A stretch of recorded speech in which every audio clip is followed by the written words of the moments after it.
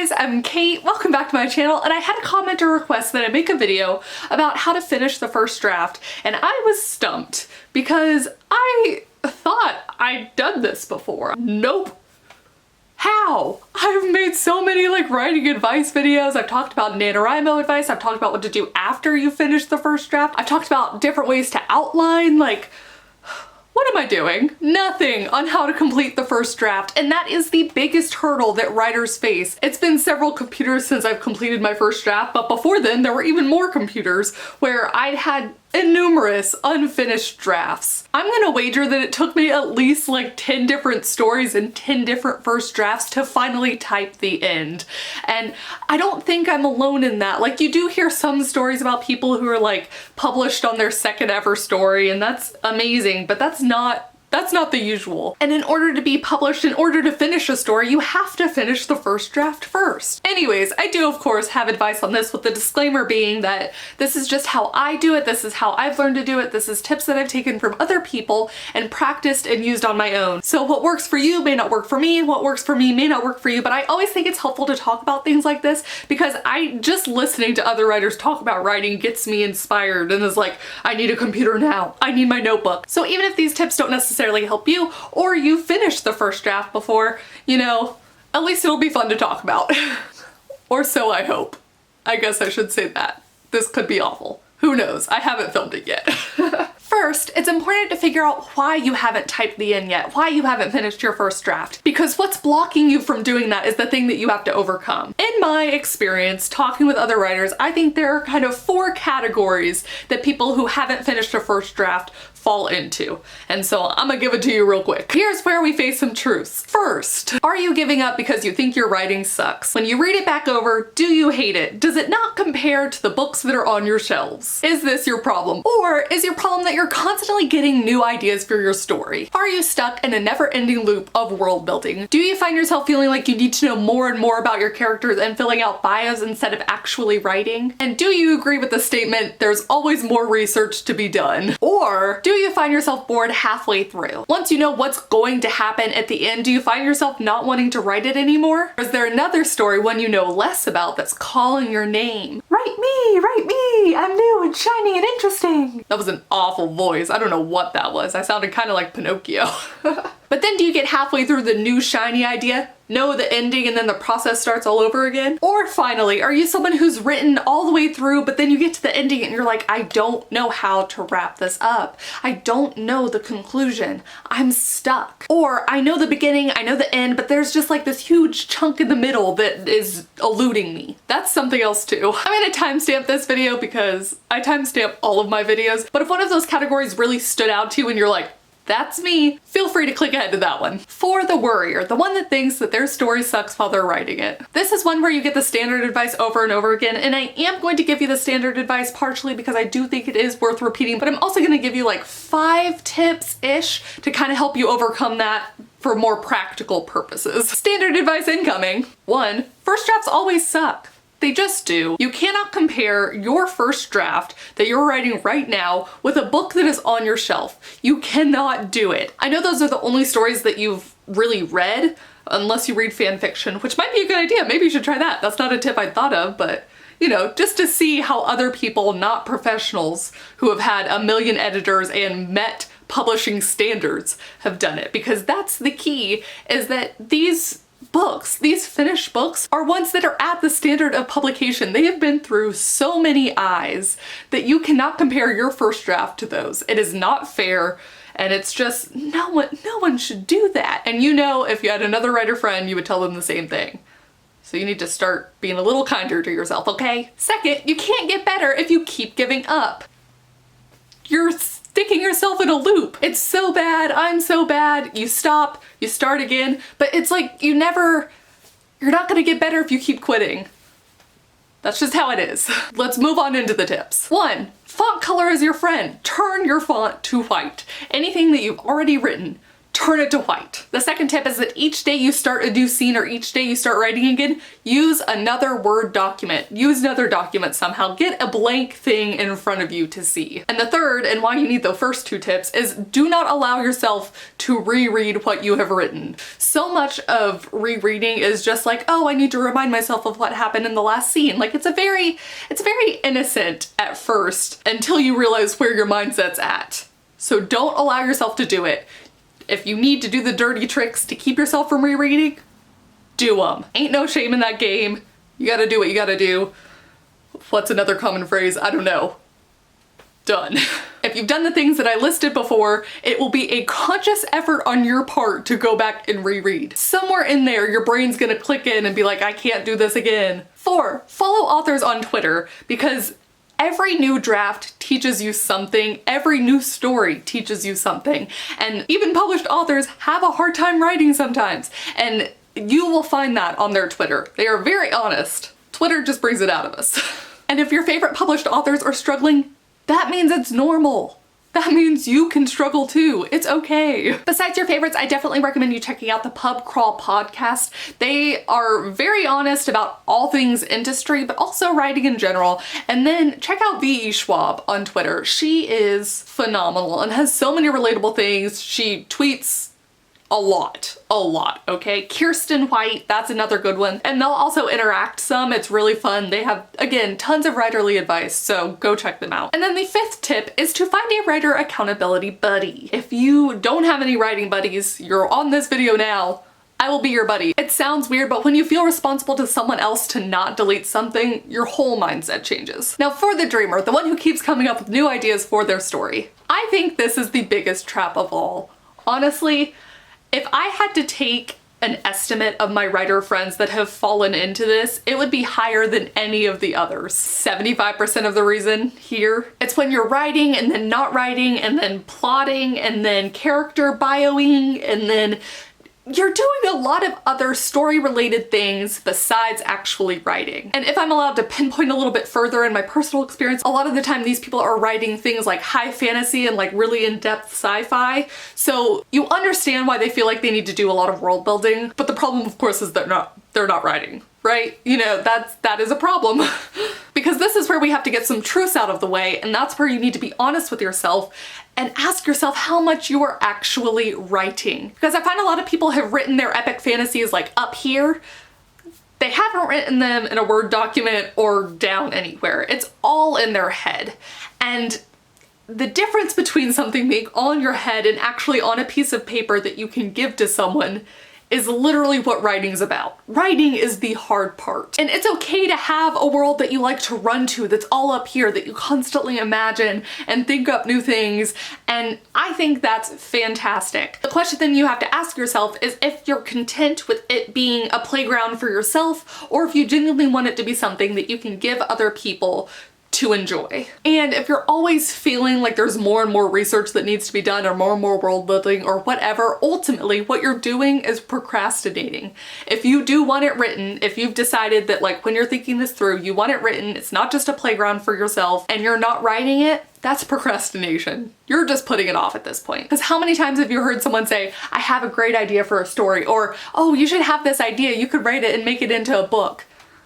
No, the idea is the easy part. And I'm not saying the world building isn't like ridiculous and fully complete and all sorts of stuff. Like, again, not disparaging that, but the writing's the hard part. So you need to get ready and you need to do the hard part. This one was less advicey and more tough love because I think in this situation that's what you need. Now for the squirrel. This one is difficult in the reverse of the dreamer because the advice ultimately is the same, writing is the hard part, but the reasoning for it is different. But you, squirrel, already know that, don't you? Because of course you've written half drafts before. You probably have a bunch of them just laying around. I was the squirrel for a long time, but actually I think I was a combination of all 4 of these at one point or another. I'd have a great idea, I'd love the idea, I'd play with it for half a novel, and then there'd be a new idea, a prettier one that I didn't see the problems for yet.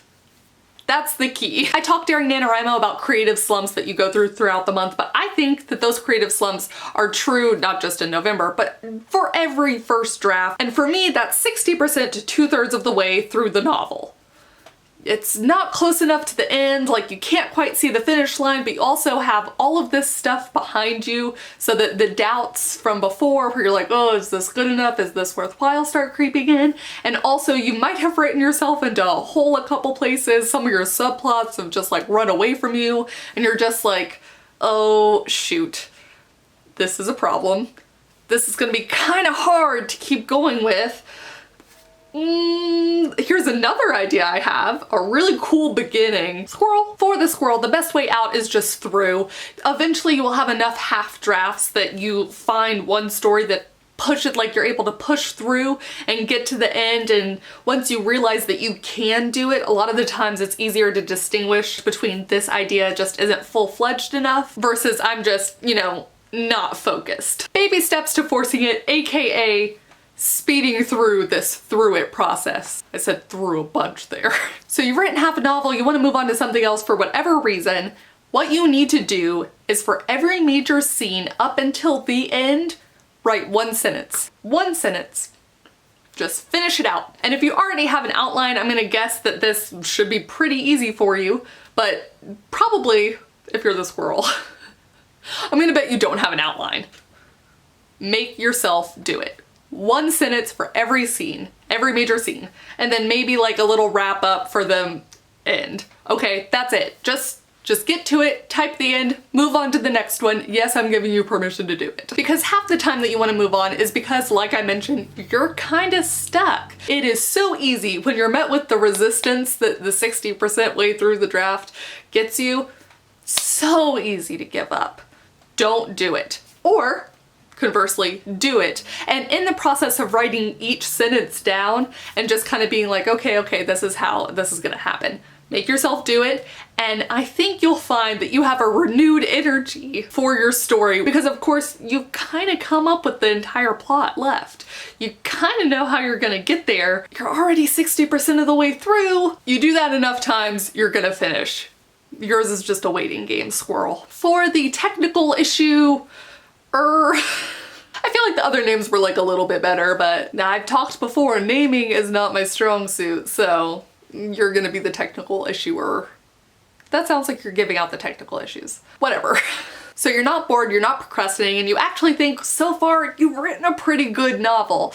The problem is, it's hard. It's hard out there writing a novel, and that's where you're at. Welcome to the club. First drafts are hard. Hard in the best way. It's like, it's a challenge. I'm making it sound like it's the worst, but it's not. I think it's like the coolest puzzle because you actually have all the answers, but you don't realize it yet. It's so fun. You are in the thick of the drafting process, and the problem with that is that your story is going to be so specific to you, and you know, the problems are going to be so specific sometimes to your story that there's not easy advice for that kind of thing. And unlike the others, what I actually recommend you do is read and try to find comparable books. I'm not talking about like if you're writing a young adult pirate novel, you find other young adult pirate novels. That's not what I'm talking about. If the ultimate story that's not the story, you know what I mean? The story that's not the plot is like a coming of age story, find other coming of age stories. It could be in a totally different genre, whatever, but the main point is coming of age. Find a comparable. Or if you're writing something that's like has a chosen one aspect to it, read another story that's got a chosen one as the main character. You know, find something that's comparable but not like the exact same thing that you're writing. And read that book because some answers and solutions are staring at us straight in the face. And a lot of time reading can kind of like help ignite your creativity and your imagination. And if you read how someone else did it, a lot of the time you're gonna have feelings. Sometimes you like what they did and how they did it and you see how it's comparable to yours and how they dealt with plot holes or whatever, you know, and you're like, aha, I get it now. And other times you kind of hate the way they did it, and in that realize how you should do it. Or sometimes you just want to subvert tropes and you realize that by reading another book. Like, that is what I'm saying. Read to your heart's content. Also, talk to other writers. Listen to the Writing Excuses podcast. That's a lot of writers talking about writer things. Super helpful, 15 minutes each. It's a breeze. They're awesome. Hop on Twitter, hop on a writing forum, any other place that you can talk to other writers about how they've overcome an issue like this. And it needs to be broad. You do not want to explain your entire story to someone because you are the writer, not them. You don't want them solving your exact plot problem for you. You want to be like, help, I have a love triangle and it's like not working out. What have you done in love triangles before that made them, you know, believable? Or, God, hate love triangles. Love love triangles when they're done well, but anyways, that's just an example. You get my point. Alright, that is all the advice I have this week on how to identify your problem with finishing and some tips to overcome it. I've talked before about my process and how I write first drafts, but it goes a little bit something like this. First, I get the idea, usually a main character, sometimes a premise with a setting. Second, figure out the conflict of interest. Third, figure out a semi-resolution, i.e. if I want this to be a happy ending, if I want it to be realistic, how I feel it matches the story, what's an appropriate ending. 4, Freytag's pyramid. 5, get an outline in. 6, scene by scene or storyboarding. And then 7 is finally writing the draft all the way through. 8 is filling in scenes that kind of crop up as the draft goes along. Even though I do all of this outlining and plotting and planning, there's still some things that as I'm writing I end up creating problems for myself. But a lot of the time it's also where I get some of my best ideas. So if I have to go back and add, you know, some different things in here and there, better for the novel overall. And then finally, I type the end. I want to reiterate that it took me several first drafts to ever complete one. Again, I genuinely think it's one of the hardest hurdles to get past because it's really a make or break kind of thing. You know, you either are someone who's finished a first draft or you're not, and not that it's like a cool club or anything like that, but you know, drafting and revising, they're also learned skills, but if you never get past the first draft, you know, it's kind of like it's a moot point. This is all a moot point. Also remember that perfection is the antithesis to getting work done. You're always gonna have something that you feel like you need to fix. Even authors that have been published multiple times over will reread a story, be like, I could have done this better, or I wish I would have been able to fix this, or something. Like, I've heard that multiple times. It's just how it goes. I don't want that to discourage you though, because there's genuinely no better feeling than typing the end on a first draft. You will feel so personally accomplished when you're able to do that, and it's just, you have a story, you know, you have a complete story, and yeah, it needs work, but it's a full story like that. It's just, I will never get over how cool it is that someone was able to come up with something all in their mind and create whole new worlds and characters that don't exist. And you know, I mean, books are magical, but writing is really something else. Alright, I hope some of this helped you. Please comment down below and let me know where it is that you tend to struggle with your first drafts. Like I said, for me it's usually about 60% to 2/3 of the way there, and even though I've completed a lot of first drafts since I completed my first draft. What? That's still where I personally struggle. So I would love to hear if anyone else has that same kind of problem. And if yours is in a different place in the first draft. That would be interesting to know too. Thank you guys so much for watching. I'm gonna get back to drafting myself and I will see you all very soon with a new video. Bye. Pub Crawl Podcast. Okay. And if you read, oh, someone outside. Also remember that perfection is the antithesis. Stop pointing over that way, there's nothing there.